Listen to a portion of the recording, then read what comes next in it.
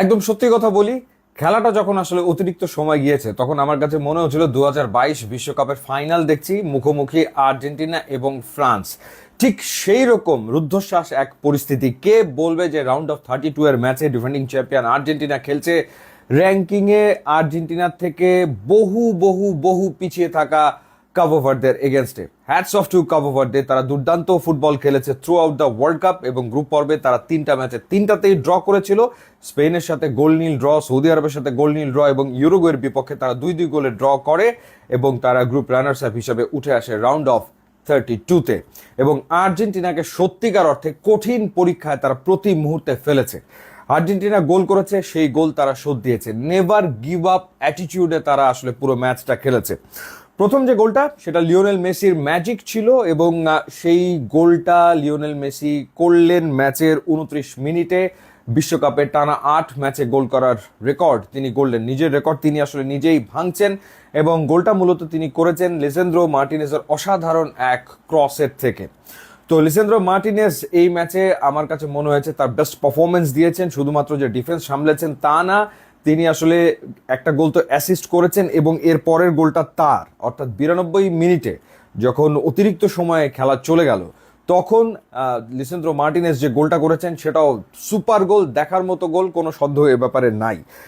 তো এর পরে যে গোলটা হয়েছে থার্ড গোল, সেটা আসলে ক্রিশ্চিয়ান রোমেরোর গোল, যদিও সেটা ওন গোল দেওয়া হয়েছে কারণ দিনির তার মাথায় লেগেছিল, সেই কারণে আসলে ওন গোল দেওয়া হয়েছে, বাট ওই গোলটা মূলত আসলে ক্রিশ্চিয়ান রোমেরোর। সো এখানে সিগনিফিক্যান্ট ব্যাপার হচ্ছে লিওনেল মেসি ছাড়া যে দুটো গোল এসছে সেই দুটো গোল এসছে দুজন সেন্টার ব্যাকের কাছ থেকে। এবং এখানে একটা ডেফিনেটলি বড় প্রশ্নের জন্ম হয় যে লাউতারো মার্টিনেজ কিংবা হুলিয়ান আলভারেস তারা আসলে এখনো কিন্তু পারফর্ম করতে পারছে না, তাদের কাছ থেকে সেই পারফরমেন্স পাওয়া যাচ্ছে না। গোল করার কথা তাদের, তারা সেটা আসলে করতে পারছে না এবং সেই কারণে আমরা এই ম্যাচে দেখলাম যে লিসেন্দ্রো মার্টিনেজ গোল করলো, ক্রিশ্চিয়ান রোমেরো গোল করলো এবং এটা আর্জেন্টিনার জন্য সত্যিকার অর্থেই বিরাট এক চিন্তার ব্যাপার। বিশ্বকাপে লিওনেল মেসি গোল করে ফেলেছেন 7টা, কিন্তু প্রত্যেকটা ম্যাচে তো আর তিনি নিশ্চয়ই গোল করবেন না। যেমন এই ম্যাচে আসলে বাকিদের কাছ থেকে যে সাপোর্টটা দরকার ছিল সেই সাপোর্টটা তো পাওয়া যায়নি।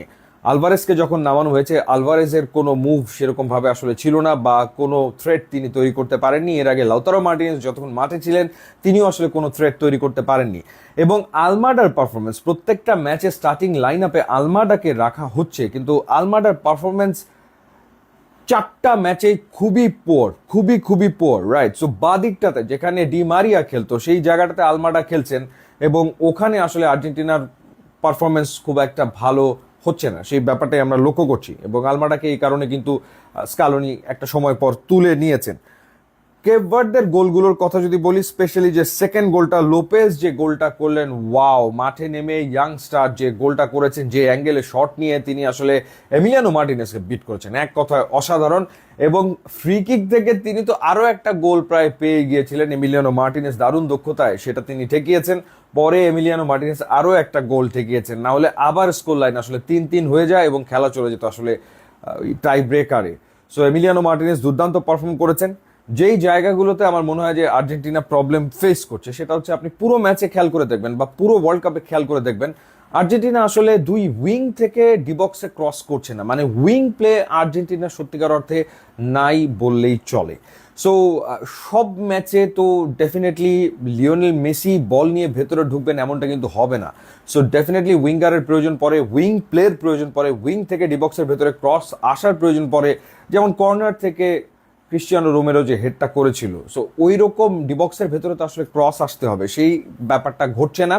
এবং উইংয়ে ডেফিনেটলি আর্জেন্টিনার এই উইকনেস ভোগাতে পারে, কোনো সন্দেহ এ ব্যাপারে নাই। এবং এই ক্ষেত্রে এনজো ফার্নান্দেজের যে পারফরমেন্স এখন পর্যন্ত ওয়ার্ল্ড কাপে আমরা দেখছি, সেটাও আসলে খুব যে ভালো হচ্ছে ব্যাপারটা আসলে তা না।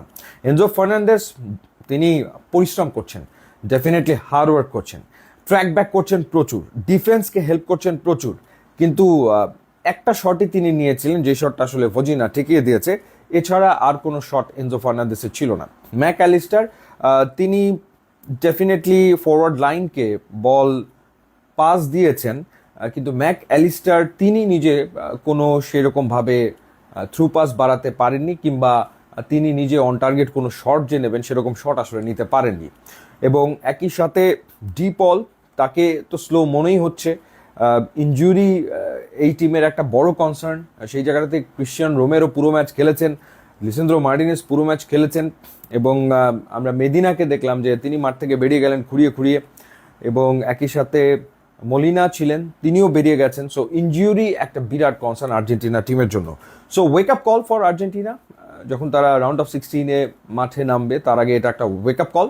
এখন দেখার ব্যাপার যে স্কালোনি কিভাবে করে এই ম্যাচ থেকে যে লার্নিং, শিক্ষা, যে ভুলগুলো আর্জেন্টিনা করেছে সেগুলো আসলে স্কালোনি কিভাবে শুধরে নেন। এবং আর্জেন্টাইন ফ্যানরা আই এম প্রিটি শিওর হাফ ছেড়ে বেঁচেছে, কারণ অপ্রত্যাশিত ছিল কাবো ভার্দে আর্জেন্টিনাকে এই পরীক্ষায় ফেলে দেবে, এইরকম টাফ টাইম দেবে, এতটা টাফ টাইম দেবে, এটা আসলে আমার মনে হয় যে আর্জেন্টাইন ফ্যানরা ভাবেনি বা চিন্তা করেনি। আমি নিজেও এরকমটা ভাবিনি। আমার কাছে মনে হচ্ছে আর্জেন্টিনা এই ম্যাচ 2-0 গোলে জিতে যাবে, 3-0 গোলে জিতে যাবে। But Cabo Verde played really well. Vozinha গোটা 3 গোল তো তিনি সেভ করেছেন। So definitely hats off to Cabo Verde. But defending champion Argentina world কাপে আছে, রাউন্ড অফ 16-এ তারা পৌঁছে গেছে, যেখানে তারা মুখোমুখি হবে ইজিপ্টের। ইউটিউব ইনস্টাগ্রাম লিঙ্ক আছে আপনার